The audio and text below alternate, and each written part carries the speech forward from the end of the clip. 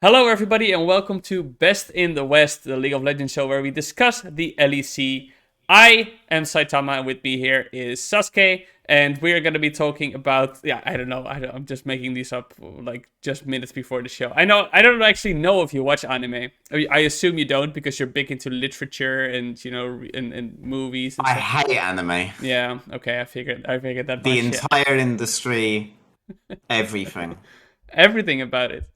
Man, I watched Naruto in high school, Mhm. and I still watch One Punch Man and Attack on Titan, but that's it. I've toned down a bit. So I do take issue with the idea that if I like literature.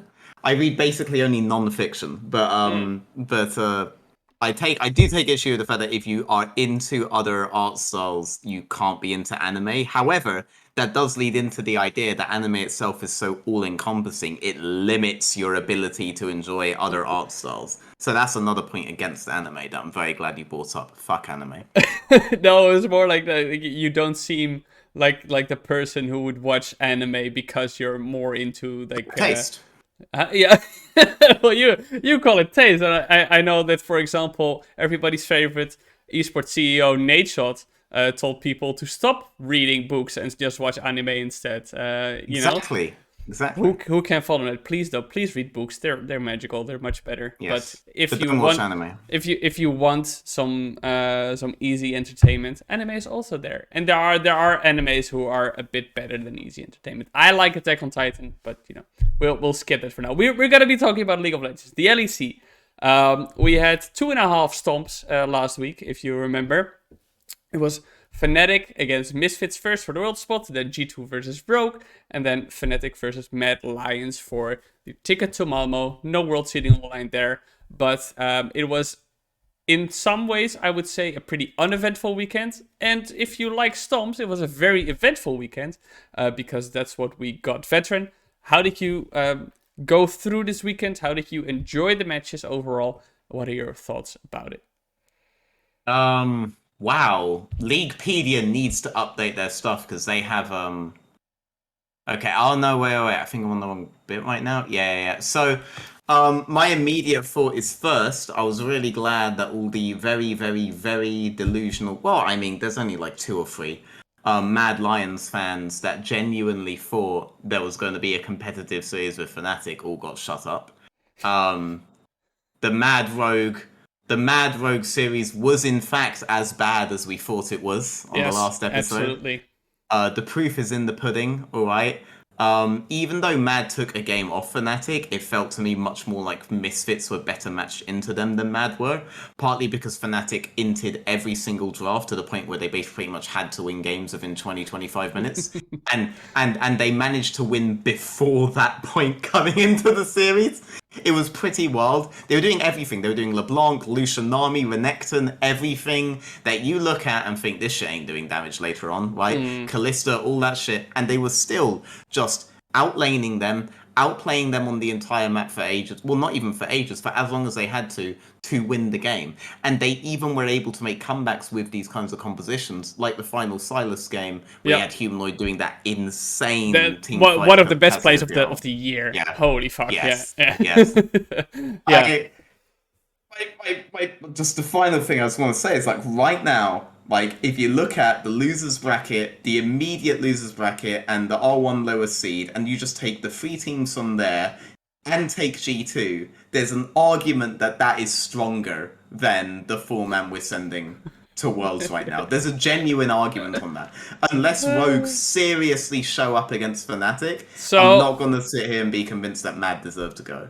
okay, what Especially over Excel. Especially over Excel. yeah, so I'm gonna give people a heads up. It's 4 minutes into the show, but you'll still get your heads up. This might just be a shorter episode than the previous one because, to be very fair, there is not too much to talk about other than I mean they were just better. But we'll get into some of the more nitty gritty, obviously. But I will, to your other point, I don't think Misfits like would have beaten a team like Rogue or Mad Lions that easily as you make it sound. But I will say, and I made a tweet about it as well, and we I think we talked about this on one of the shows as well. Man, Excel's gotta be feeling so shit. Oh my god. Oh, they were so close to beating Fnatic, and now watch Fnatic walk through the lower bracket like it's nothing. They melt through it like a hot knife through butter. It's yeah. They obviously they would have beaten Misfits. They would have beaten a Rogue just as easily by the looks of it. But man, what a wash! Unbelievable. I can't believe that even though we said Rogue vs. Mad was a shit show and these teams weren't as good, I did not expect it to be this terrible in the face of a Fnatic who still struggled during the regular split. Sure, against Excel, they put up a much better fight, but Jesus Christ, this was just... I was surprised Mad Lions got a game, so...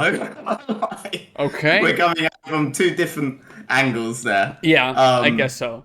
But Fnatic were doing their hardest to throw every draft. And it wasn't enough. It wasn't enough. Well, I will say we can start with Misfits versus Fnatic because I think what was positive for me there was the first series of the weekend, and what was positive for me immediately, we criticized Fnatic for only playing Lucy and Nami, and we had the one Yumi Twitch draft, but banning Kalista and Draven, not willing to play it in the very first game of Misfits versus Fnatic.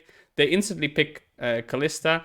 And obviously they dominate the lane with it. This was a standout moment where they had a very clear strategy of Neon is just not going to be able to play the game. If we shut this guy down, Misfits doesn't operate. Safe bot. And sorry? Play safe bot, yeah. And then 2 minutes into the game, he is forced under his tier 2 turret because he cannot play the game anymore. So this, actually, now I'm really glad that you made me set up the team viewer, because I initially thought we weren't going to do much, because honestly, I'm going to be real, I forgot Misfits Fnatic was actually this weekend. But the opening play of this was, mind-blowing to me. Yeah. So not the fact that they were four-manning bot, but the fact that basically Misfits opted into it. Wait, so can you show my screen? I have your screen open. Yeah. So... Okay, so obviously we end up four-manning bots over. Yeah, it's important to set it up for people who may not have watched it or have forgotten about it. It was a split map. It was a late invade for the red side on both sides. Right. Misfits. But this is the thing I want to talk about. Sure. So this is the actual bit that blows my mind. The map setup right now is Zeri Nautilus bot, Akali mid, and Renekton top side, right? It is very true that the only time you can really do anything into Ornn is basically first 4 levels, but honestly you kind of need PTA to do that with Renekton into Ornn anyway, and this is definitely not your win condition. You want to just play back and W anyone who tries to go on top of Zeri, right? And just pill for Zeri. That's all you really want to do as this champ. You're not operating this as some triple dive comp, because if you do that, then they'll take out Zeri, and Zeri can easily carry this game. There's no reason for you to think that we're playing for topside or for tempo. If you do play for topside or for tempo, you have a melee mid here into LeBlanc, and if you split map topside or you allow or you go bot to top or anything like this, this is the most clear setup to go for a 3-man bot side. This is easy level 3 crash on mid for Humanoid. This is easy. It's fucking Kalista. It's easy priority on bot lane, right? There's no reason them not to at least do 3-man bot, if not 4-man bot with Razork going top to bot. There's no other way the comp wants to function, right? And if they do that, you have no DPS for the rest of the game. You just do not have it, right? So why in the ever-loving fuck is Zanzibar map splitting topside here? Right? Why not? Given that this is the only thing they will possibly want to do, why aren't you just 4-5-man stacking on bot side? You have to defend this, right? If you allow the map split to happen, or worse, opt into the map split yourself by showing in as they did early on, right? You've just now, at this point, Zeri's dead. Zeri's dead or is dropping waves, minimum, right? But they are making their 3-man play on bot side, right? And they do it even worse than this because they know the full splits occurred, right? They end up doing second wave in, right? And as a result, there's no cannon on this one to absorb. They're already losing minions right now at this point. You're almost forced to flip it, and you have to get the 3 minions from here to get level 2. So they just completely deny them level 2 by doing this. It's not a fast thing to get it back. There's no cannon defending the minions here. You're losing so much XP already. At this point, the game's already over. Because you can't do a basic reading of the map. You go for a map split as jungler here? Like, this is, like, I love Razork, right? But the game was handed to him here, right? This play from Razork is so obvious if you just look at the way the whole game's set up here, right? Like, but Misfits couldn't even see that. This is the kind of thing a coach could easily just say to you in champ select worst case scenario. But like any jungler should clearly see the win cons here as well. Like it just blows my mind. And obviously after this, legit in the first 7 minutes, you end up with four mans on bot side, right? Like it's not playable, right? Yep. I made a tweet with like just play safe bot, and it was literally just screenshots of all the four mans. Yeah. It only gets worse from here, but at this point the game's already basically done. It's basically fucking unplayable. No clue why you would ever do it the way you did. And because you don't win midsection, you can't make the argument that you could do this and then go diagonal bot side like we've seen other junglers do. You have to recall and you have to come in like this because you can't even enter via your own jungle and you can't go via mid.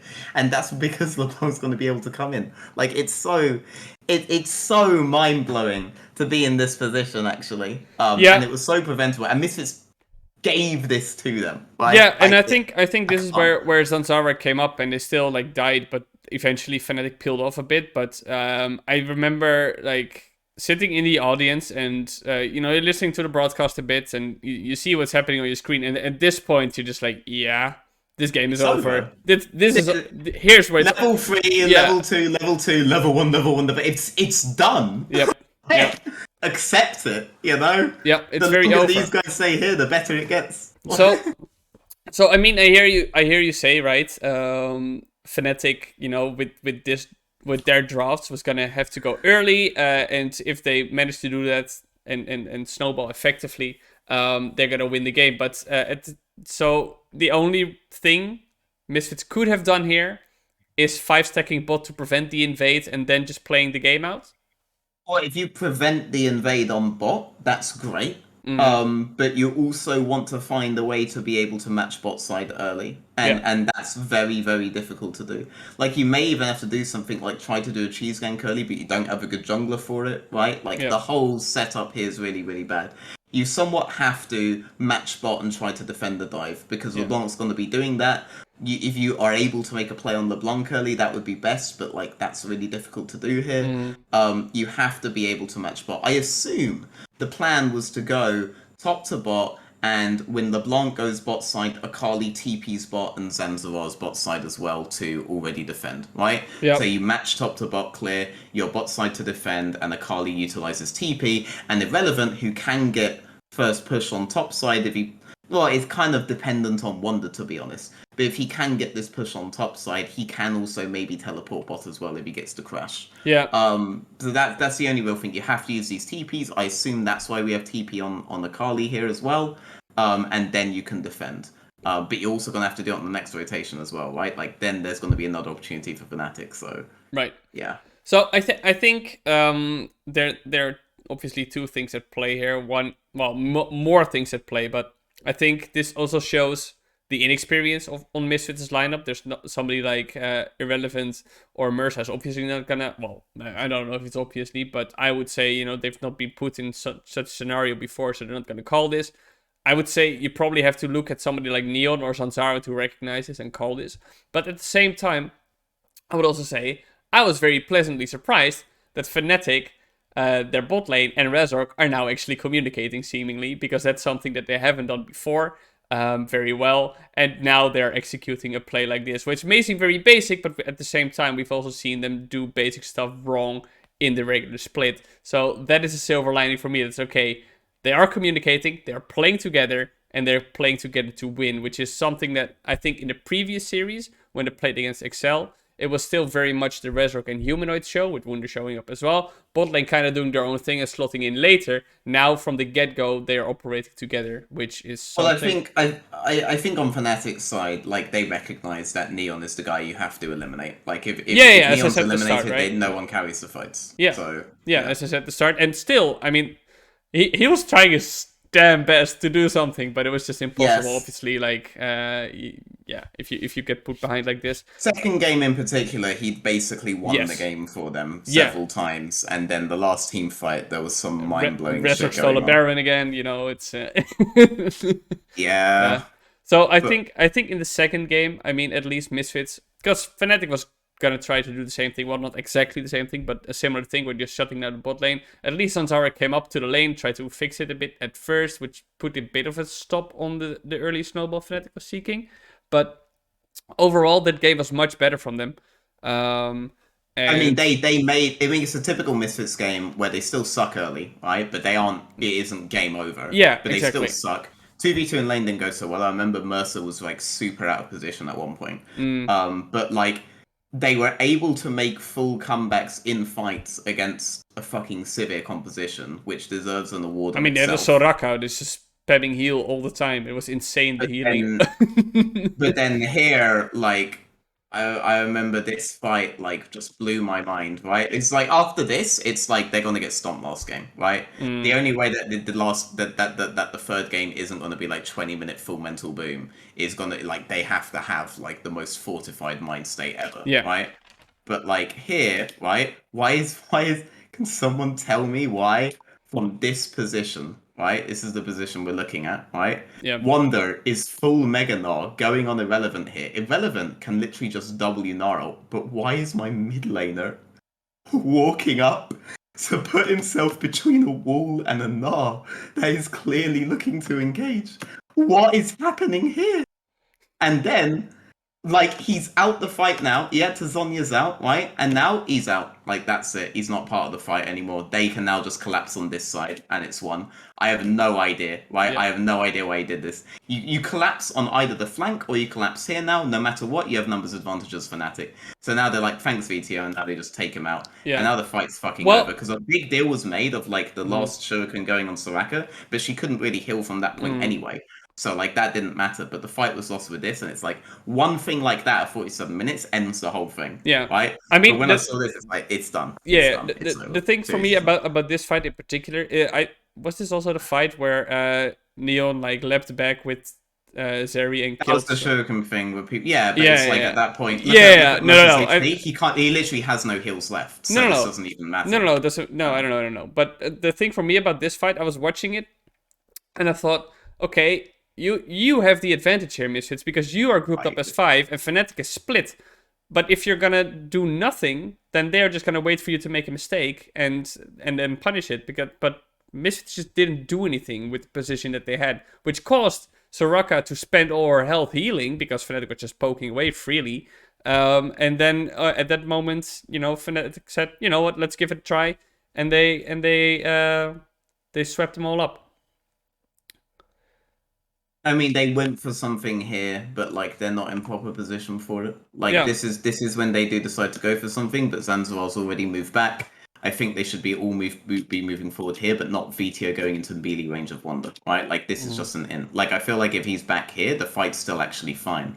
By the way, so like I do think this is their attempt. I will say, like, look at the position here. This is completely different. Like, now, they're actually moving up. They have zone control tools around the pit. They are ready to actually turn. This is how they were able to turn loads of fights early as well. And the big criticism of the Misfits game beforehand versus G2 is that they never had a turn plan at Baron, right? Only Neon was ever in the position to even turn. Right now, Neon's in the position to hit the Baron and turn, and all these guys are actually looking for something. Theoretically, something around this choke point, right? But this is already better. Loads of the other scenarios around neutral objectives, they actually had turn plans. So that was that they clearly had talked about that, right? Between last series and this series. So that was good. But like the game at this point does come down to like individual mistakes in these groupings, and that ended up being what destroyed them. I will say I'm not sure if this, you know, if the outcome of this series would have completely, like, if Misfits won this game, I still think Fnatic would have won just by the sheer, you know, like, they had such a clear game plan. They were much better at executing it, and it took Misfits this long to even have a chance at possibly winning a game. But I think this second game, I don't know, it just showed me, okay, there are positives to take away still for Misfits in this series, even though obviously they're going to be so down from being eliminated. If you look at this, you can still say, okay, we had a say at some point in this series, which is fine. It's obviously not just, it sucks still, but it wasn't like, they didn't just roll over after that first game, which was good to see. I think in the voice comms,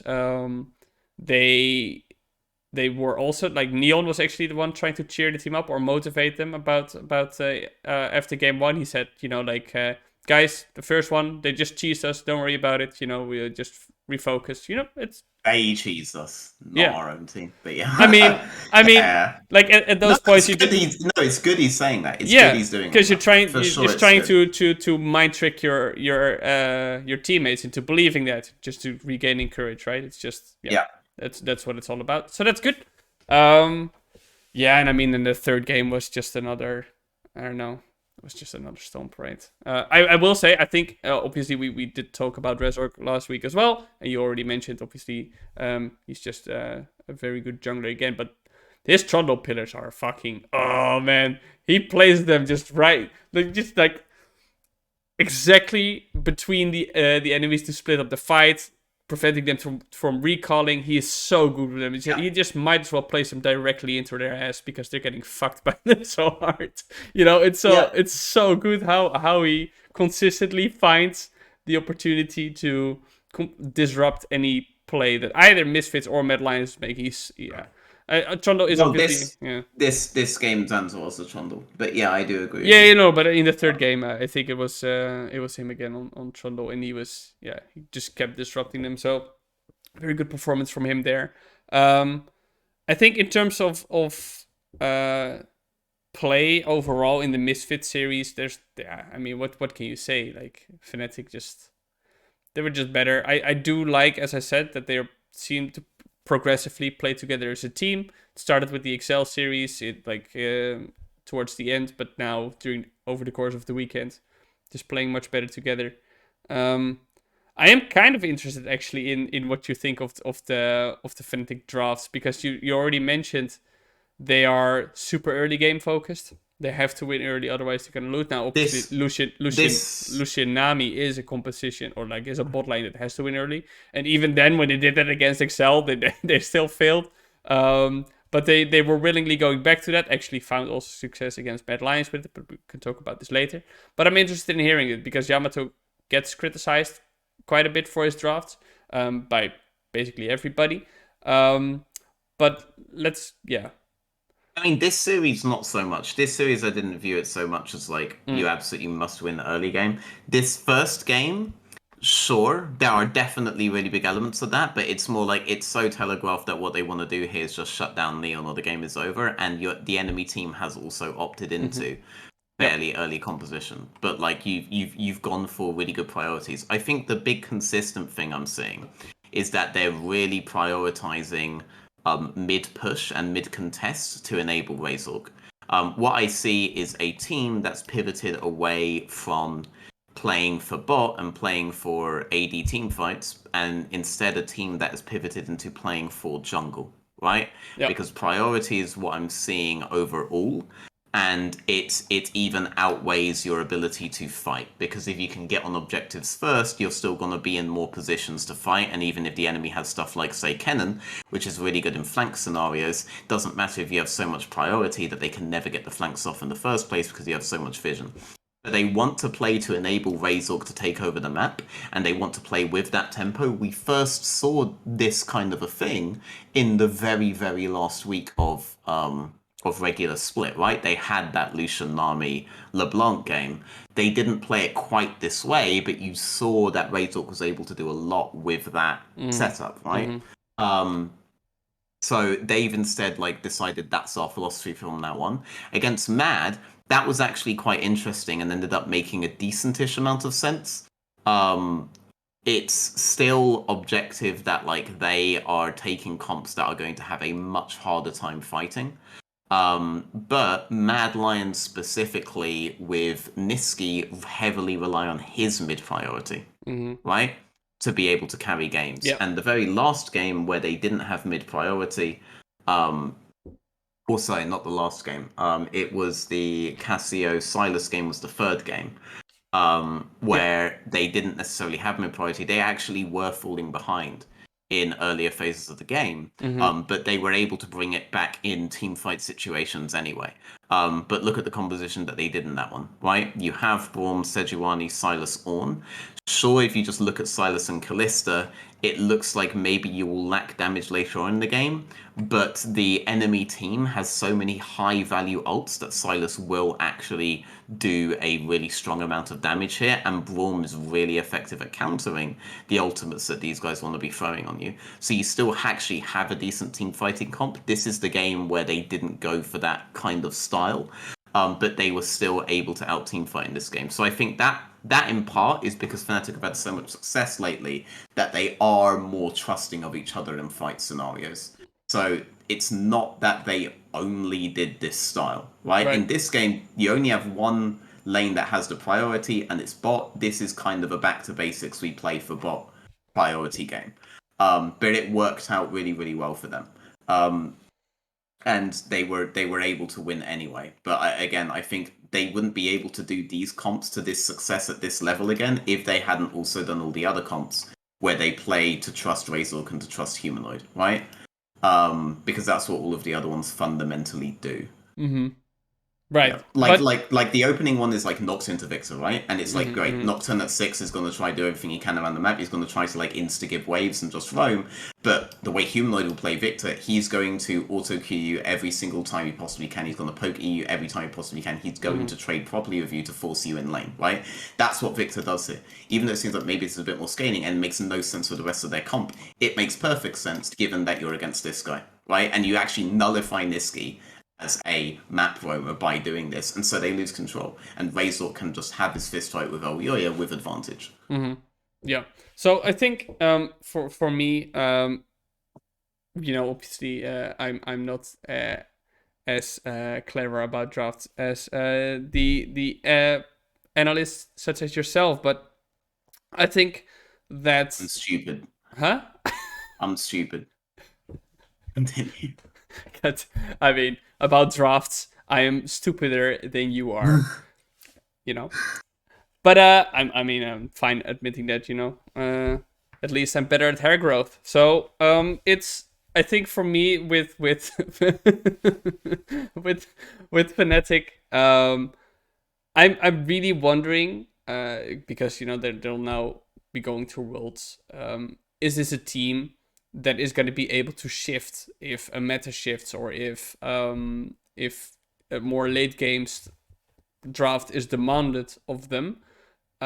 Is that something that they're going to be able to do, or are they going to lean into what you said? I'd rather have a team do their thing very well than trying to be a bit of everything and failing in that, because it seems that they have found what they want to do now, which is Humanoid and Razork pairing up. And I was actually laughing at Humanoid because he was saying as well, I don't care too much about regular season. I only care about playoffs. That's when I start playing the game more. And you can just see that he understands the game much better, and that he starts working with his team. But I just feel for Razork, poor guy, just sweating every week just to try to make something happen. And Humanoid's in mid lane, like, yeah, if we make playoffs, I'll turn it up a bit, but it's fine. No, but what I want to say is, this team had, as we discussed in a few episodes ago, so much potential to be flexible in terms of what they play. They have Wunder who can play everything. They have a bot lane that you can play around if you want to. You have a mid lane that you can play around if you want to. You have a jungler that you can play around if you want to. Do you think that this team, given how they are drafting the same thing at all times now, is going to be capable of making that switch? Or is it something you don't think they need to do because they are getting so good at what they want to do? I think they should stick to the play for jungle thing. I don't think it's as simple as we must pick Lucian, Callista, Renekton, LeBlanc, or we lose lane. I think it is entirely possible to find champions that you both win lane on and win team fights on as a composition, right? That is entirely possible. And I think they should try to find that kind of a balance. But if they can't find that kind of a balance, and really everyone just wants to do like LeBlanc, Lucian, Nami, and all this stuff, because like this game it didn't work, right? They really doubled down on it because Ari actually does pre 6 is really easily able to contest wave, right, against most matchups, right? And even then, to a degree, she can at least reset wave and do shallow leans. So this was a really, really good scenario for them to do that. Obviously, what happened this game was that Vi hardcore camped Aatrox like nothing else. Then I remember I unmute cast for like 5 seconds and they were saying it was an Armored Redemption story, and it's like, are you fucking kidding me? He literally, Vi is pretending she has rubber banding on and is doing like 2 camps gank top. Gank Yeah. top, gank top. I'm gonna do 1 camp now, gank top. Like nah. But like that did allow the fact that Ari has such strong clear, and the fact that she had a winning topside gave her a way to get priority on midsection even post 5 as well, right? So a lot of this ended up just translating into the way that you want to counter them doesn't work anymore. And then at that point, the fact that they couldn't really team fight over it really, really mattered. Because you can find ways to do this, and not like even these kinds of champions won't always be able to perma win their lanes. If they find the balance, that's the best thing. If they can't find the balance, fuck it. You may as well go for this, but it will be the limiting factor in why you don't win worlds, right? Because scenarios like this will just happen again, right? They'll just happen again. Because if you have a comp like this, it's fully worth just cheesing the early game to make sure that you guys can't get the shit off you want. Because even if you're behind and they're behind, it's fine because you're the guys that will eventually, with time, win, and you've just bought yourself that time. So I think Game 2 was a really, really strong argument for why Fnatic should, I wouldn't say diversify, but at least just try to find a better ground than full 20-minute win or die versus, let's. Because not every team has such an easy way to disable them as Misfits do, right? Misfits, it's pretty much all around one guy, maybe 2 if you really like VTO that much. Yeah. But realistically, it's one guy. Well, I think that's the perfect transition to the Mad Lion series that Fnatic played, because I think for me heading into the series, even though it was such a shit show against Rogue, obviously, I still thought, okay, maybe because Misfits' mid jungle is not as, but by far as strong as that of Mad Lions, maybe they can do something. And I also think, Unforgiven had a very, very good season as a bot laner. Guys are still very good. Okay, maybe they can do something, and maybe it's just that Misfits are so terrible and Mad Lions and Rogue are still above them. So I was actually very surprised by how that series went. I did think that it would be closer. But after game one, I was like, okay, yeah, they're just gonna continue to stomp, because that game one was just madness again. But I think for me, I was really wondering, but where is Unforgiven? I'll cut some slack. He's a rookie. I said before, it's his first playoffs. I saw on the stage as well. He looked very tense, very serious. Where otherwise, he's fine joking around a bit with the other players. Understandable. Yeah. But a player like Kaiser or an Elyoya, you expect those players to step up in such a series. Mad Lions lost their mid-game map play. Okay? Yeah, that's completely. What they lost, right? Where did it go? Where did it go? Hang on a second. There is a team that demonstrated insane mid-game map play all playoffs. No. Yes, there is. There's one team. I'm saying. I thought you were asking, has Mad Lions had like insane mid game? No. All split. All split their mid game. Yeah. So this roster has not had it, right? Guess which one has? Hang on. Who's that in the mid lane? Oh shit! We had him before, and now we suck. And now they have him, and now they're insane at this point in the game. We knew they were trying to replace a voice in mid lane. Yep. This guy is still able to give these guys good mid-game calls, 100%. Yep. At the very least, the conversations they're having has some guy who's been there, done that. Apparently, these guys don't have the guy who's been there, done that now. Elyoya is a very, very good jungler on his own, but when it came to those mid-game setups, they were aged. They were just aged, right? And Niski is good at enabling early midsection plays with jungle, right? But he's not that kind of a shot caller guy. He watches Doinby VODs, and Doinby's job is kind of done after he's gone everywhere with Maokai or whatever the fuck he's playing now, Like Humanoid was that guy was that guy for them. He's in Fnatic now. It has entered this team that they can play mid game by coincidence or not, whether or not he's definitively saying it. At least they're having conversations with him involved. So like, I think it's just that simple, really, when it comes to what they lost. And Rogue just never had it in the first place. So, yeah. Like, for them, it's all simpler.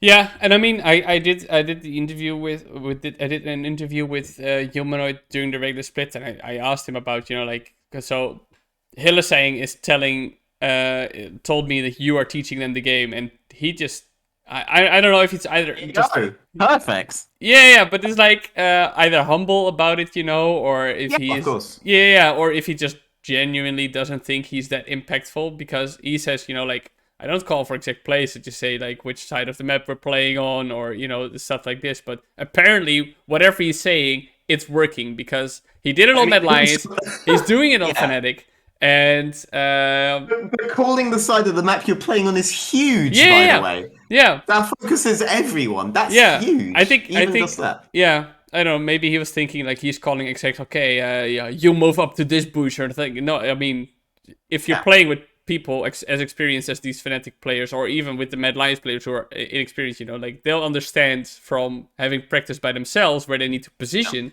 It's just, okay, what direction is the team going into? You know? He's a leader. Yeah. Like, I mean, but he may even be doing more than that. It's just that it's probably just normalized for him, And also at the same time, like, when you're on the interview there, you don't want to be that guy who just takes credit from everyone else on your team or something. No. You want to be that guy. And if you absolutely. are that guy, that can also feed poorly back into the team. Like, you should be humble when you're the thing doing is, after the interview, he said, I told him, like, dude, you're being so humble about this, but everybody says, like, you're a macro genius. And he said, really? I thought everybody just thinks I die all the time. I said, like, well, the narrative have shifted a bit, and then obviously, like, in the rest of the split, he kind of ran it down a bit more. But we'll leave that aside. We doubled down on that narrative around here, right? Keep gambling. Exactly. And then he said, but like, if I'm the macro guy and we lose, then it looks bad for me, right? And then I told him, well, then just don't lose. So I made a tweet about it. Yeah, you retweeted actually. So I'm telling this story mostly to the audience. Thank you. Like, if you didn't know that. So I'm actually the coach of Fnatic. You're very welcome, guys, for making it to the semifinals in a very dominant fashion. After Whippo's girlfriend, they needed to find someone new. So yeah, well, I am single, so if any of you guys on Fnatic, are looking for something, it's fun. We can keep it you're bald. Platonic. Yeah. Thanks. Hadn't thought of that. So that's not a thought that ever crosses my mind, veteran. Hockey gal. Jesus. I love you, man. I'm joking. Yeah. All right. Anyway, we also had G2 versus Rogue. We did. I was wondering if we're actually going to talk about G2. Yeah, Rogue. I mean, we have to. So after the Mad Lions versus Rogue series, and after watching G2 versus Rogue, I think many people expected G2 to clap Rogue. I expected G2 to clap Rogue. I think Rogue somewhat expected G2 to clap Rogue. After Mad took a game, I was thinking, shit, maybe G2 will also just int every draft, and it could look vaguely close. Yeah. Then they didn't int any draft, so, it's steamrolled. G2, I don't know what to say, man. I was watching the series in the studio. Like, it was so hyped because, it's like the upper bracket semifinals. Like, the winner goes directly to the final. These are supposed to be, at this point, the two strongest teams in your league. They're like, no, they're very much not the two strongest teams in the league, because I don't know. It was the Targama show. Regular split is a mistake. Okay, let me give you the big issue they do with regular split, alright? Sure. Regular split would be perfectly fine if you play these BO1s for seeding only. The issue is you eliminate teams. That's the fucking problem. Because they actually eliminate teams in BO1s, you end up with these really tightened playoff schedules where you end up with, like, XL misfits all on the very, very lowest end, and only one of them or Fnatic can make it to Worlds, right? Like, people were being like, oh, well, if they deserve to go to Worlds, they should obviously just, like, win enough games to go there. And it's like, they would if they could also face Mad or Rogue, but they can't, because we can't structure loser brackets like that, because we have to say that these four teams suck so much at BO1s that they can't possibly do better in BO5s, even though we know that your skill in BO1s does not determine your skill in BO5s, and your skill in BO5s also does not determine your skill in BO1s, but the group stage you go to is going to be BO1s anyway, which is why upsets happen 24/7, because we just have them scheduled in this really terrible way. If you want to do it this way, just do your BO1s for seeding, and then just have a BO5 stage like the fucking LPL stage, where there's like fucking they're doing some hawking diagrams everywhere there with their structure and brackets and shit, right? Just do that, because we only have 10 teams, so you may as well just put all of them in it, right? And everyone gets a fucking BO5. Brilliant, fantastic, fine. But do that, and we'll actually get some good fucking Worlds teams for once, right? Just free tier it, do that, make that the longer part of the split, and everyone will be happy, especially me. The idea that switching to BO3 makes it better is false, by the way, because the critical thing is that you don't hard prep for a single team in BO1s, whereas you do over the course of like 2 weeks for a BO5, right? Because I have to face 2 teams in a BO1, so objectively, it's better for me, and this is why you should do your BO1s really early on, right, for seeding and stuff. Objectively, it's better for me to develop my team's identity, rather than try to counter this specific if we think about a hybrid, because what LPL does is that they have single round robin, best of 3s, before going into best of 5. So I don't think BO3's, is... I mean, it's because if you want to keep regular split the same-ish length, you can do... you split, you play like Friday, Saturday, Sunday. You have series, and it's gonna be best of 3, so you have only one opponent to prepare for each time, and then of that single round robin best of 3 system, you feed into that bigger bracket. Then you have a scenario where during the regular split, which is best of 3, teams can also prepare for one opponent, and that's how they're gonna prep. And then of that, they're gonna roll into the bigger bracket. Now, I would say I don't think the playoffs would have necessarily been much spicier with BDS in a best of 5. But no, but BDS being there in the best of 5 means that inherently the teams that get eliminated early on are going to be those super low teams. Yeah, but also it opens up the necessity for a third bracket, losers bracket as well, which is what you also have going on over there. And if you do that, then you can have teams like Misfits. I mean, they still even have teams like BDS moving. Yeah, right? they also have like the whole gauntlet run, and they have the regional qualifiers. It's fucking insane. It's so much better, man. So much better. So much better. It's crazy. But, it was like the comparison people made. I saw that. I think it was a Cadrel tweet where it said like LNG had to play like I don't know, was it like 7 best of 5s or something, and they didn't make worlds, and Mad Lions qualified so without better. winning. It's so much better. Yeah. Yeah. Now, obviously, obviously that's nothing on Mad Lions, as we discussed before. It's the format that's shit. It's. Yeah, the format's shit, and as a result, Mad Lions, who are also shit, are going to Worlds, right? Yep. But I mean, they're going to play in stage. Silver lining, maybe. True, I don't count that as well. So for me, they haven't made it yet. Maybe for them it's a good thing to get some warm up there. But I also thought that in 2020 and they were eliminated in the playing stage, so it's on the BO3 point, by the way, because you proposed one where you do like one BO3 a week.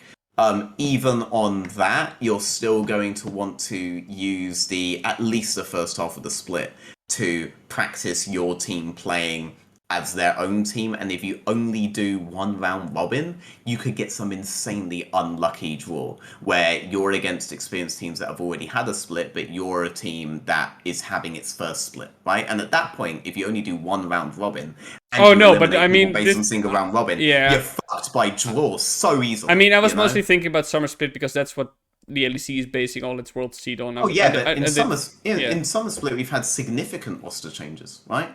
So, like, if you're having significant roster changes, I don't know. I still think that did nothing. I still think when you play best of 3s, because that's what the LPL does well, it's LCK as well. During the regular split, you're getting so many more games in for your teams in and of itself, which then feeds into many best of 5s that they've. Well, not an LCK. LCK playoffs format is actually probably worse than the LEC one. But I think that on just getting more games in for your teams is better, and best of 3s accomplish that. Now, there are nuances, obviously, that you have to edit, that you mentioned, but overall, but anyway, we were talking about Rogue versus G2 because this was, they actually won a best of 5 first, and then played against each other, and but it's mad. I mean, it was like, goddamn. At least they definitely could beat Mad. There you go. Yeah. I'm That's very sure Excel would ream Mad up and down the street, but wherever. We're good. I probably Rogue 2 at this point, if I'm honest, because I don't know, like the thing for me No. is if I watched that series, Targamas was having a phenomenal series, and he rightfully was praised for it by basically everybody, because his roam timings were insane just to help stabilize mid and top, which then couldn't really get demolished by Rogue anymore if they wanted to, and of that they just played better on the map. I cannot say it any differently. They just played better on the map. And in team fights, actually, what they did was so clever. They just split up Rogue, who were very indecisive, whichever composition they had. And then they just let the carries from the kills. Rogue was... I don't know. They just didn't do anything. It's almost like what you said with SK during the regular split. They just didn't do anything. The only players that I saw do something, Comp, was trying very hard. I think he was still playing well. Larsen had his moments, but the rest was pretty invisible to me. Malrang was caught out repeatedly. Was nowhere around, not in a good position around objectives. Rogue just sucked. I mean, they very much admitted it. Obviously, there's no walking away from this, but... I want to see Malrang open mid and then enable Larsen crash and lean somewhere with Larsen instead of this fucking open through lane top and then I guess Larsen fake pressures me or something like that, but like I'm gonna be sitting here for like 20-30 seconds. Like I don't know, it's some weird shit that they have going on there with their system. I think G2's drafts genuinely deserve to be praised here because they had creative answers to a lot of problems EU teams haven't known what to do. It's like typically in Tazeri you see like Vi comps with multiple dive, right? To try to eliminate her. But instead what they did was like, alright, we're gonna get outranged by Zoe, sure, right? But we're on durability patch. The Senna Seraphine with Aatrox Jarvan, right, pretty much just negates Zoe's damage. So now we just don't care. Right? They literally just let her be in range and poke them, and then they just walked forward and Azir did all the DPS. That was literally the plan there. Like and that was like it's something you think about in your head and you're like, surely if the numbers worked like this, then Zeri's just kinda useless. The numbers apparently do work like that, but no one had really tried that in Europe at this point. So I was really glad to see that from them, their answer to the Zeri composition with Seraphine. Seraphine was a champ that got kind of forgotten, did have really high priority in the ERLs, but kind of forgotten in the LEC. In North America as well. She's called the CEO of NA. Because if teams are failing in a best of 5, they just go to Seraphine Senna, and it works. Yeah. I mean, it does, and it's really strong. And we see the reasons why here. In the second game, you got the Varus counterpick into Azir that I haven't seen since Season 5, and he was using the broken AP build, which is really nice. But crucially, the Varus was also picked into Xin Zhao, Sivir, and Renekton. And on that, right, you have flat disengage against a full engage front-to-back composition. So Varus into this front-to-back composition is really, really strong.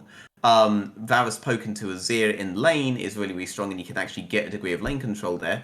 And then Varus into Yuumi on the current AP iteration is nuts, because Yuumi can't heal something that just insta-died. Of course. You just one-shot things. Just one-shots. So that was such a good last pick that they did there. They went to Senna Seraphine again. Apparently North America are just ahead of us on this.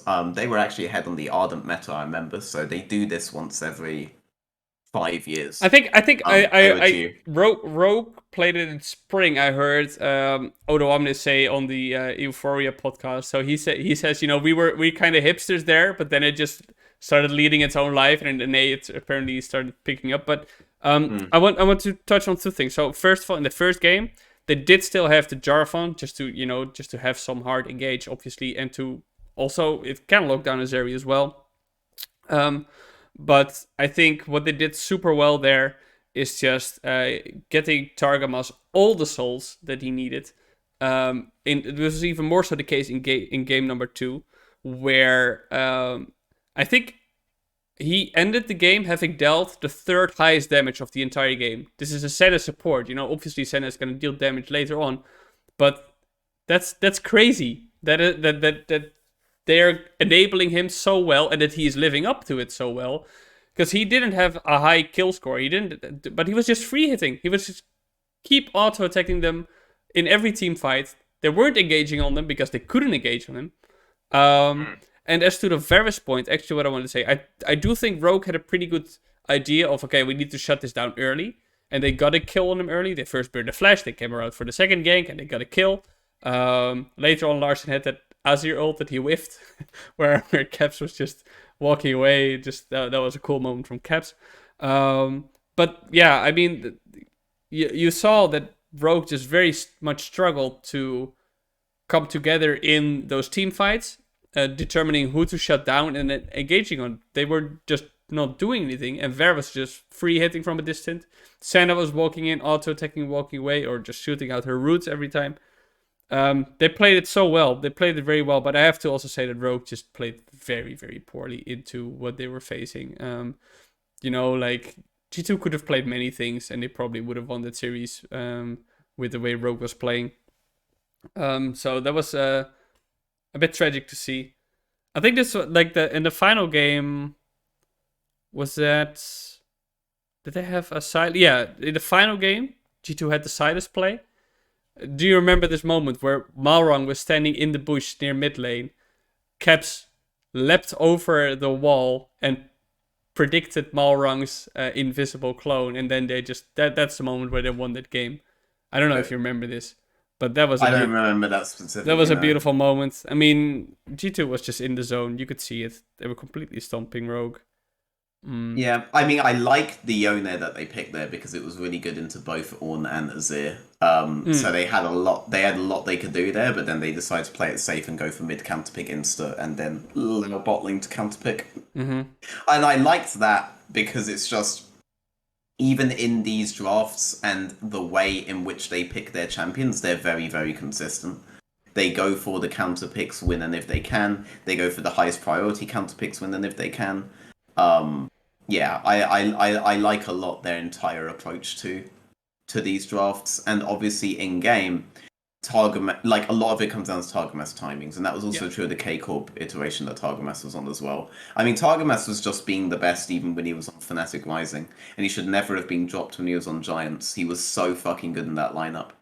Ironically enough, like for me, the LFL often just came down to Targamas versus Steelback.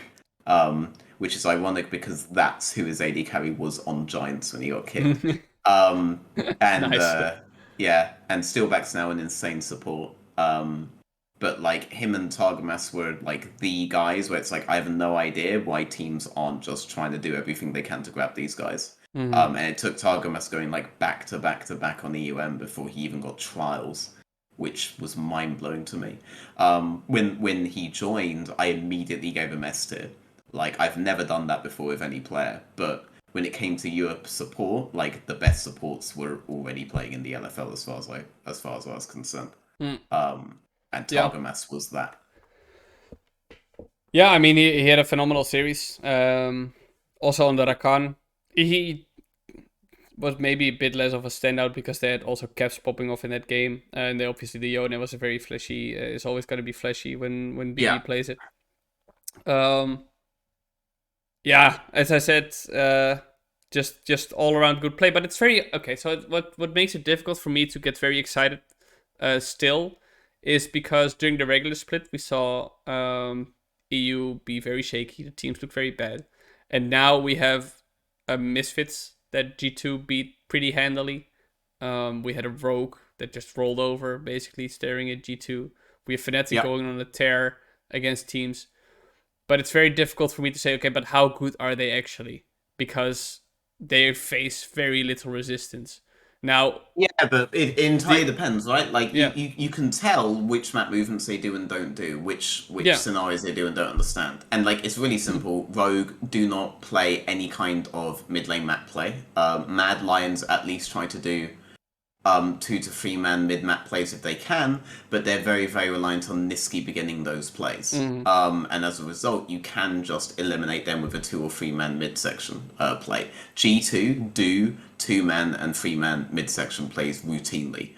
Rogue do not, Mad Lions do not, as their starting point on these objectives, so they must necessarily always use the G2. Fnatic, as of game 4 versus XL, do that.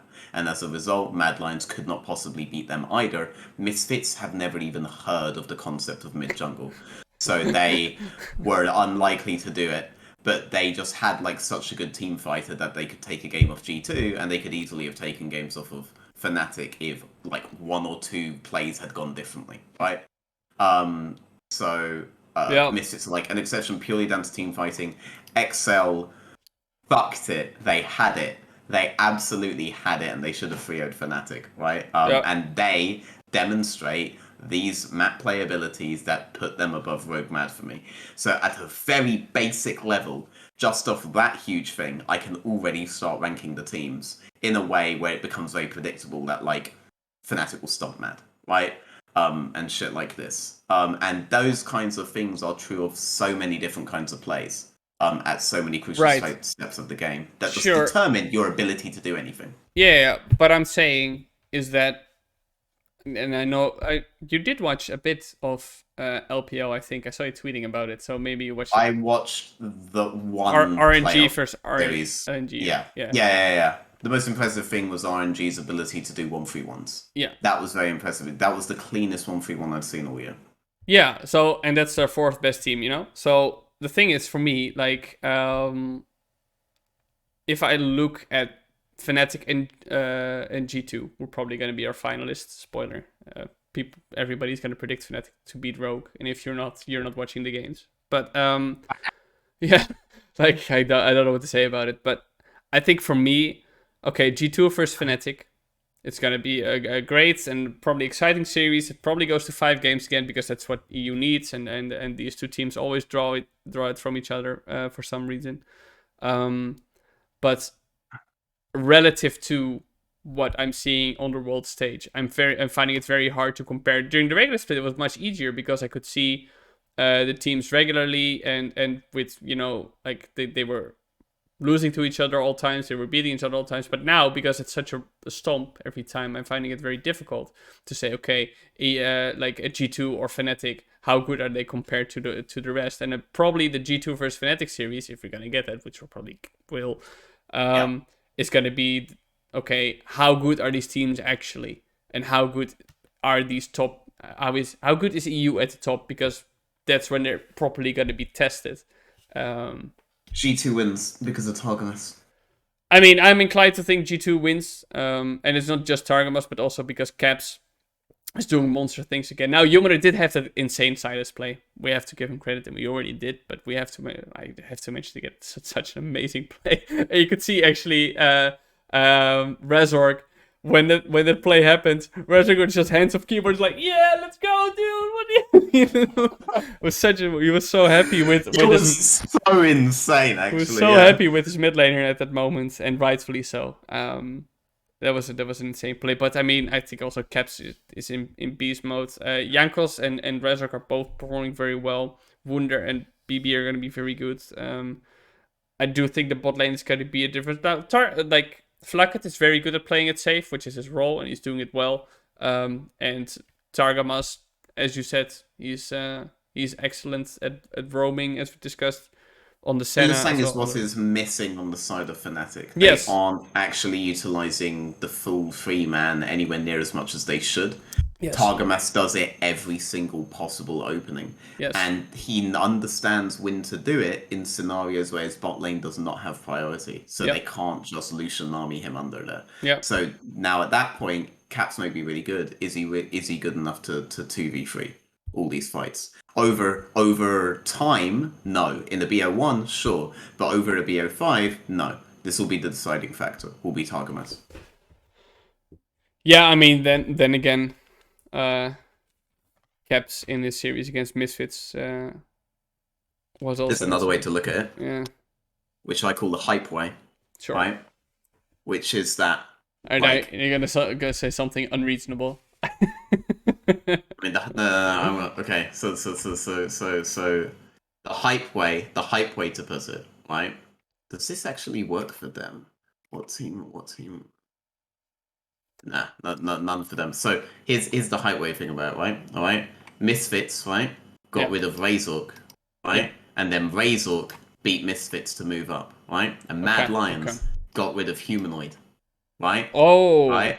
Oh. And then Fnatic beat Human and Wunder. G2 got rid Oh. of Wunder. Oh my god. It's coming back, boys! And he's coming for it, and he does not let G2 forget that they let him take all the heat. Well, actually, ended up letting Reckless take the heat somehow for losing to Fnatic, and he's gonna whip them out of existence, boys. Alright? That's the hype way to think about it. Okay? That is my chosen narrative. Rogue don't matter, who cares? Oh yeah. I mean, yeah. That's just a The only thing formality Rogue. to get to the main story. It's a side quest. We're getting Yeah. to I the mean, the main only thing Rogue story, is gonna you give know? Fnatic is a free win, right? So. Oh! Yeah. Oh, Man, that's the real headcanon though. I Right, know. that's I what we know. get here. Yeah. It's actually a very. I don't think they've discussed this narrative for a production that's so much memed No. about being narrative based. That's actually a No. very good point.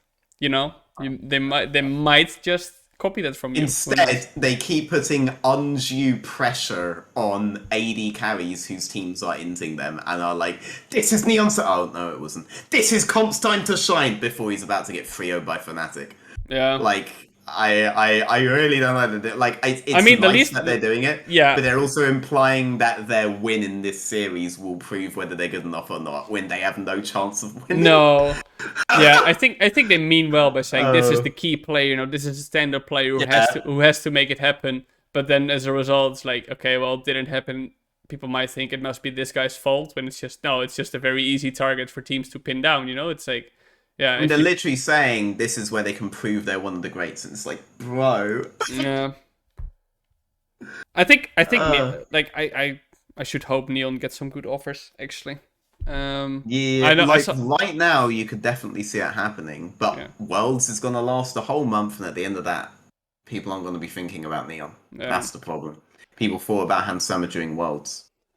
Yeah, fair. I mean, at the same time, I wonder if one of the now top 4 teams are gonna change their ADC because G2 is probably very happy with how Flucket is performing. He's fulfilling his role in the team well. Fnatic's gonna keep Upset. Unforgiven is gonna stay at Mad Lions probably because he's a well-performing rookie. And Rogue, they'd be insane if they get rid of Comp. But you know, stranger things have happened. They also got rid of Hansama, which you thought they'd be insane to get rid of. They also think selling Inspired was people thought that was a crazy move. I thought it was a base move. Yeah, actually, the thing is, I just reminded of this. Why does Rogue keep peaking in spring? They did it last year. They do it now. Why are they? Why is this a thing with them? Why do they always drop off after spring? Because they always hard focus on one particular playstyle and do that on repeat. And in spring, everyone's focusing on their own playstyle, so they aren't scouting Rogue. But then by the time they go summer, Rogue are still doing the one thing. They're still doing the one thing, but everybody scouted that in the last playoff series, so they know the one thing now. That happens every year. The problem is that the one thing Rogue do is never a complete system in and of itself. It's always full of holes. So like FPX's one thing, it was a one thing, but it wasn't. Yeah. It like there were ways in draft that you could put your team up against that, but you would have to change your own playstyle to take them out. Against Rogue, you don't necessarily have to change your playstyle to take them out. You just have to be more efficient at your own playstyle in a particular respect, with respect to essentially jungle pathing and wave bounces. So long as you're good at that, you beat Rogue. Rogue, on the other hand, get away with not actually fixing that specific jungle issue on any of their iterations ever. So everyone understands how to beat them when they get against them, and eventually no one's worried about it. So that's why they always peak in spring. Yeah, and they so that's a function of their staff and how they run. To be honest. Yeah, and I mean, in some ways you could say it's pretty effective because they keep performing well in best of ones, and they pin down the meta very quickly and know how to play around that.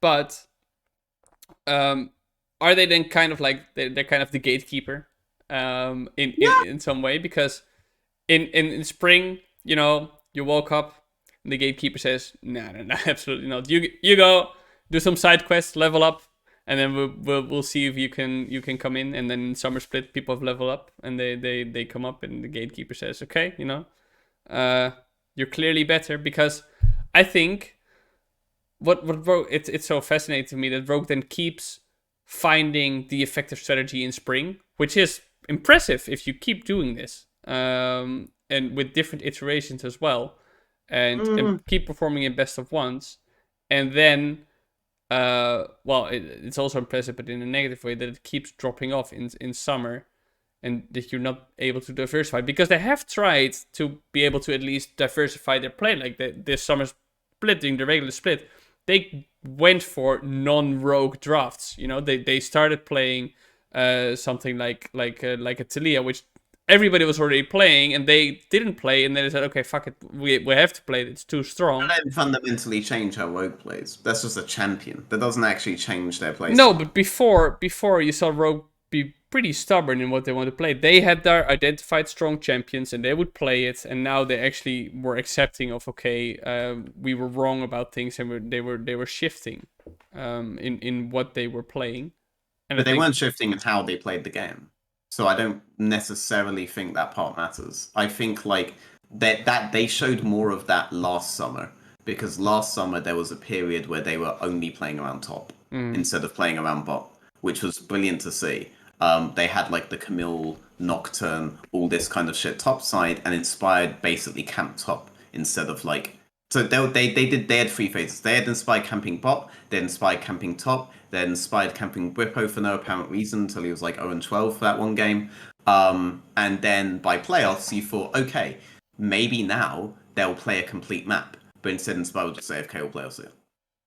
So that didn't work out. But that was much more than what we saw this summer. Because I think whereas you saw some champions being thrown in, you saw them shift slowly with metas anyway, but they never shifted their play style ever at any point.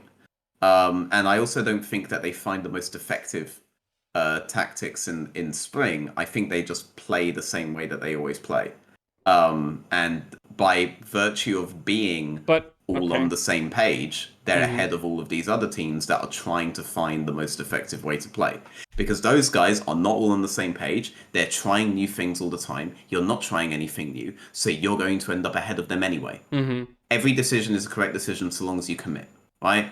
On an individual level, that's because you'll learn, even if it's a mistake, so it's still the correct decision to go through with it anyway. But as a team, if you all commit to a call, and the enemy only commits half their team to a call because they're not all on the same page, you win the call anyway. Right. Irrespective of whether the call was right or not. Irrespective, you'll be ahead anyway. So that's how they're doing it.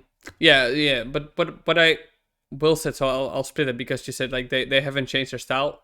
Obviously, with Inspired going out and Malrang coming in, they shifted in terms of how the team plays, but you're saying during a split they'll stick to what they are doing, and that's and I would also argue they didn't necessarily change much, because the Malrang didn't fix lanes. They still played with a jungler that did not fix lanes and instead got economy for himself. The difference is that Malrang got economy by killing the other laner, but he did not set up the process by which that guy died. He capitalized on it. Inspired capitalized on it by getting a lot of jungle economy, right? And getting objectives that way. Malrang capitalized on it by getting the economy off the enemy laner. But they still essentially capitalized off their laner's setups. The whole setup process was still unchanged. That was still unchanged. It was all an illusion. Inspired was definitely more of the carry player on Rogue than Malrang, because with Malrang you have players like a Comp or like a Larsen who are going to be more of the carry players who you're going to have to play through. When with Inspired, it was mostly Inspired. If you remember, during the 2020 Summer Split, they were wiped by Fnatic in the upper bracket and dropped to the lower bracket and actually immediately shifted and to play the Evelyn and stuff like this and defeated Mad Lions in this way. And from there on, you could see Inspired taking more of a carry role because before that they had wrong read on the meta. And they shifted. They said, okay, Inspired has to be the carry, and that's where Inspired being more of a carry player, because Malrang is not a carry player very clearly. He's very much a support player. And He doesn't play carry champs, yes, but like the methodology is still the same. Like obviously the fights are just worse now, which is why the team is worse because they don't have all skirmishing fight champions. But I'd also say that, at least best to my recollection, at those points it was Hans Sammer that was carrying all those games. When it came to, I mean, they made a complete pivot in what they were playing in those plays, but I think yeah, Roger's playing Viego and Xin Zhao in the series against Misfits, and then who was it they dropped to? Fnatic. They dropped to Mad. Wait, no, what the hell is this? Summer 2020. Yeah. Oh, summer 2020. Yeah. Oh, okay. This is really far back. Yeah. Oh, this is so far back. Yeah. Okay. Yeah, I barely remember summer 2020. Oh, okay. Fnatic were playing the Evelyn into them back then, but like yes. the big thing for me is I don't remember the meta specifically back then. I mean, so okay. I'm not gonna comment. Sure, but it was like also shit like Lilia and stuff. Anyway, Rogue.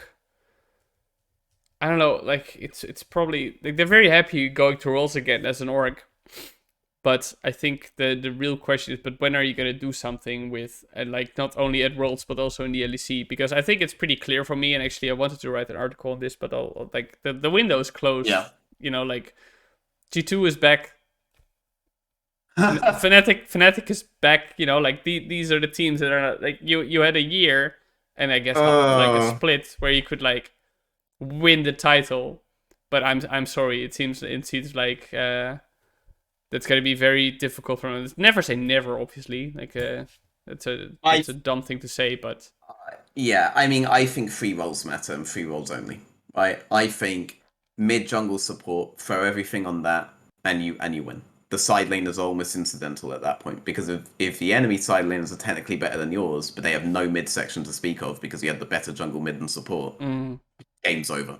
Doesn't matter. Yeah. Like you can't play. Like ask K-Corp, right? Like it's not worth dumping your money there, right? And what did G2 do? They retained Caps, they retained Yankers, and they bought Targamas. Yep. They won that. They won mid jungle support. I mean, at the same time, BB is a really good top laner, obviously, and is a very good fit. It does not matter if he is or if he isn't. He would look better than he would anyway to the naked eye because he has a winning mid jungle support. Like it does not matter. Like that's why they could afford to go budget on him and on Flakkid, which like say what you want, that is what they did. That is what they did. I'm not sure if they went very budget on BB actually, because there were quite a few teams very interested in him. So I'm not sure if they went like necessarily budget on him. But yeah, Targamas I assume was also very heavily fought over. And Flakkid, yeah, that's it. Targamas you have to get, I think. And I think if you get that, it doesn't matter. And I think Fnatic have Humanoid Razork, and they're finally realizing they need to be playing mid jungle properly. And they have Hilly. And Hilly is honestly the guy that has to step up if they want to beat G2. Because otherwise it is going to be Targamas stiff. And Hilly is the guy that has to return, and I really like. The problem is the last time I really remember Hilly impact is Hylissang third game Fnatic v Rogue in spring, and he just froze the whole series. Yeah, negative impact. Yeah. I'm worried about that because he's the guy that has to step up. Well, it seems like he's at least feeling him like a bit more. Like on the Nautilus that he played, it seems like he's because he needs to play those engaged champions, right? Yeah. Or at least stuff where he can like be a playmaker on. It seems like he was feeling himself a bit more. I also think that as much as obviously Fnatic was playing like very much around Humanoid and Razork, and they were doing this super well, I think Upset was also playing very well. He was put in a position to play well, but he did. I always had the question when in this summer split Fnatic was underperforming. Okay, but was it just Hylissang who said like we go in here and then everybody follow like upset follows for the engagement? But here he was actually the one like sometimes flashing forward or like going for the plays and then demanding basically Hylissang to step up. So I think he had a very good series as well. But I do agree with you that it's not like Spring Hylissang was insane, right? Yeah. Like the regular split, and that's just still not there. Even though Fnatic as a team is playing much better now, evidently than they were in the regular summer split, and I'd argue in the spring split as well overall because they're just a team now rather than individuals stepping up. They're making collective decisions and playing the map together, and they're doing that super well. It's still Hylissang is not where he was. Yeah. So against Rogue, I don't think it'll be an issue. At the same time, I'll never. True. At the same time, I'm never counting him out because the sheer talent of the guy is crazy. Yeah. So if you count him out, like you probably there's a chance you'll regret it very badly. So. Give him a Pyke game, and that could be an easy win against G2, right? You get one game with Pyke. Now find 2 other champions he can do this, and we're all good in the hood, you know? But, like... let him play, I don't know, like Rakan. He's a good Rakan player. He likes playing Hey, he's a good Rakan player, yeah. Rakan needs to be... Okay, 2. There's 2. You have to find one more, and you've beaten G2. Leona. I don't know. Nah. Definitely not Nautilus. Never Nautilus. Never Nautilus. Okay, if Yamato lets them lock in Nautilus... Rel. Remember the champion? Rel. There we go. There we go. We've got 3. Pick those 3 guys, alright? Pyke, when they ban Pyke, Rakan. When they ban Rakan, Rel. Boom. I think Rel's such a shit champion, I don't know. Worst case scenario, this guy used to be a Morgana OTP. Let's see if he can still play that. Oh, he's a good Renata. Okay. It's not necessarily somebody who makes a lot of play, but he's a pretty good Renata. Oh, Morgana, I meant. Renata's not as strong on these particular things as I'd like. But like, yeah, his Renata's okay. Yeah. I said Morgana. Yeah, you said Morgana. Yeah, I said Renata. Yeah. Yeah. Okay. Yeah. Sure. Okay, sure. There you go. There you go for that. Yeah, you see? That's the plan. We are the ones making you win. It's very easy. If you win this championship, look, our whole layout is orange. What more do you... If you ever try to think it doesn't matter as much, I want to remind you, alright? Upset, Nuke Duck, Alphari, 10th. Why? Because they had Jack Troll, Destiny, and Old Xerxes, alright? It literally could not win. Oh, that's another player who people are going to forget about. You need to make this shit work, alright? You need to make this shit work. Can we make a rejects roster? I did that once. Because, no, but I mean, Jack like, we have... blocked me for a bit. But I mean, like so we have Xerxes in jungle, Neon in bot lane because people are gonna forget about those guys, you know. I used to do these, but way back when I used to write for The Score, I used to do epilogues, and one of my best articles was the epilogue I did for Roccat when they got knocked out once. And I reread it at one point, and I'd actually forgotten about what I pivoted it around. So I actually got to feel the thing I wanted people to feel upon reading it, which was really, really cool. But if you guys can find it, epilogue Roccat, please, like that genuinely is the article I'm the most proud of. All right, okay. Read through that. I'm actually gonna look it up while this video renders and uploads to YouTube. So cool. So rejects also. I like this idea.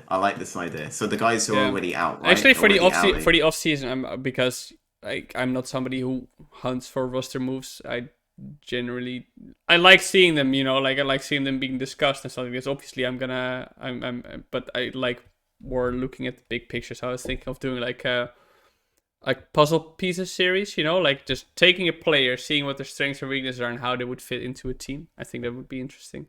Yes, however, that is something I sell in the off season, so I may not be able to do it with you. No, I'm gonna write the articles. Fuck you, I don't care. I thought you were proposing something, and I was like, oh, cool, yeah, no, go for it, go nuts. I love to read that. Yeah. And I'd love to read that and then sell those ideas to other people.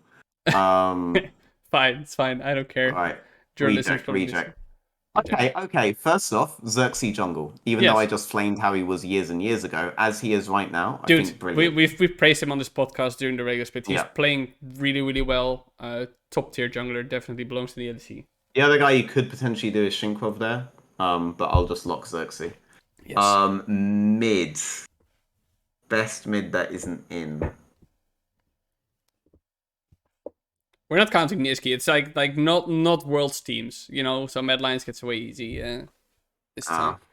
Well, I think it's potentially Nuke Duck. Yeah, I was thinking Nuke Duck as well, actually. He's pretty versatile in his champion pool this split. Was willing to play. Like, we were going to forget about the Sona game he played, but... I wish we got to see more from Was this the Certus, last because it may have even been him. But yeah. towards the I end of guess the I'd split, have he to was do ramping Nuke up Duck. very well, yeah.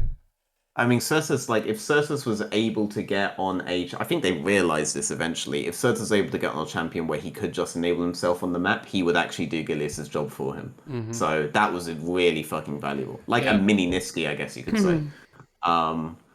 But like, I mean, shout I still think Viteo, compared to last year, had a very good year, but I think he was also lane. very exposed. Yes, exactly, in the laning phase in these playoffs.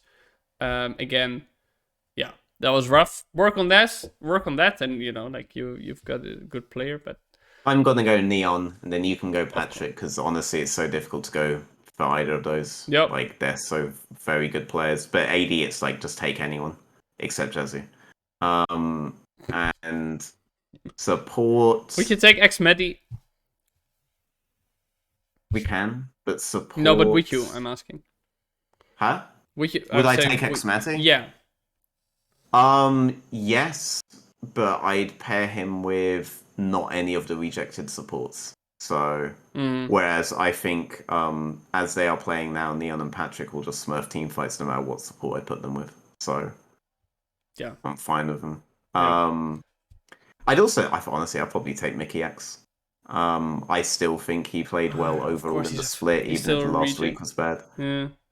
And even though he played the only bad Yuumi game I've seen. Yeah, he had a maybe I take Mercer. Maybe. No, I would take Mickey over Mercer. Alright, we go Mickey then. The support pool is not good here. Top, I guess, irrelevance. Yeah, irrelevant. Yeah. He was robbed of Rookie of the Split. Yeah, I agree. Irrelevant. Oh, actually, wait, no, fuck that. I go Alfari.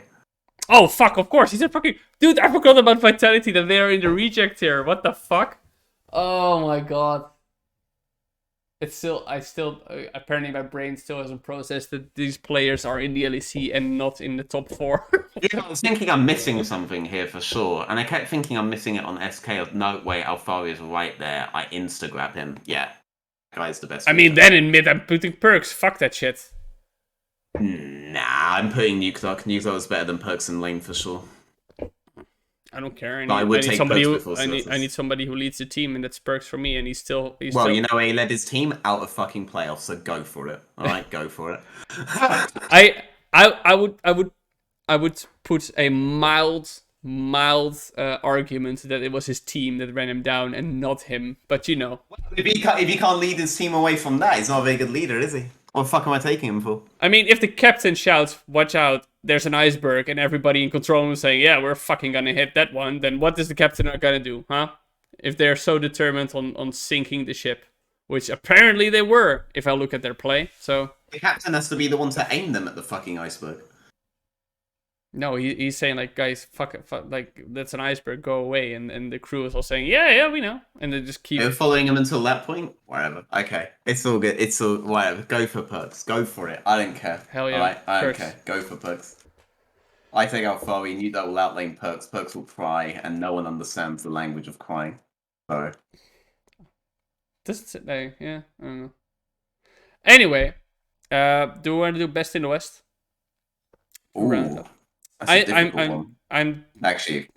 It's Razork or Targamas for me. It's pretty easy. Yeah. Narrowing it down to those two. I'll go with Razork. Fuck it.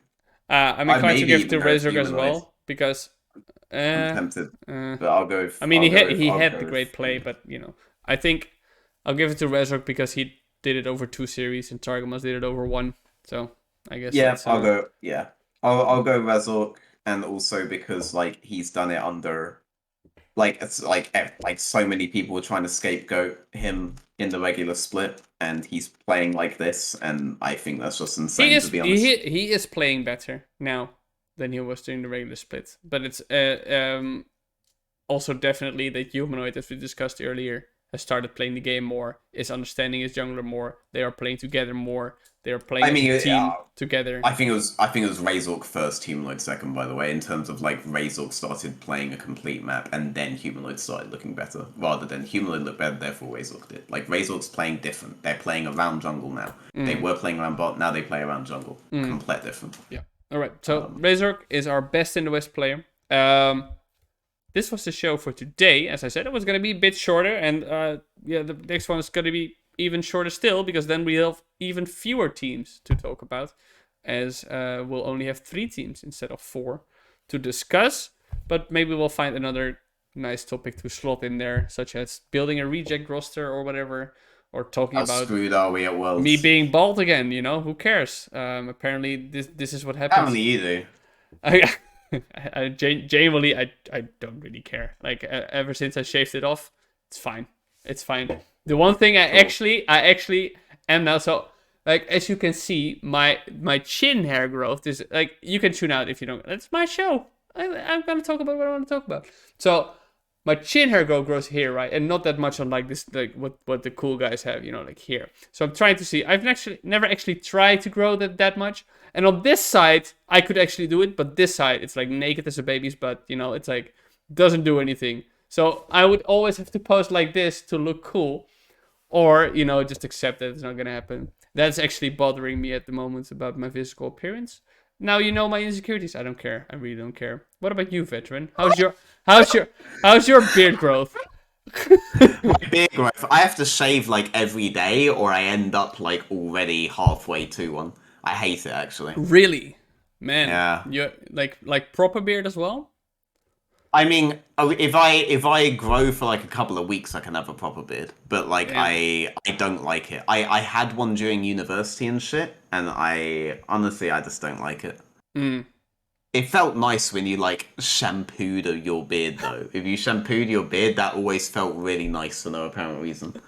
But like, I just don't like it, to be honest. I don't know. I don't like beards on me. I also feel like a lot of people could benefit from realizing they can't pull off beards, but you're not one of them. It's all good. You can pull that off. Awesome. See, and then every mean comment you've made to me during the show has all been erased, and we're ending this on this great note. So thank you very much. There was one comment, but you don't care about that one.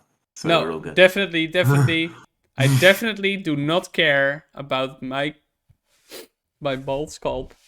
So thank you everybody for watching. I hope you had fun. I had fun. And hope you have fun during the final weekend as well, as we hopefully have a very exciting series between G2 and Fnatic on Sunday.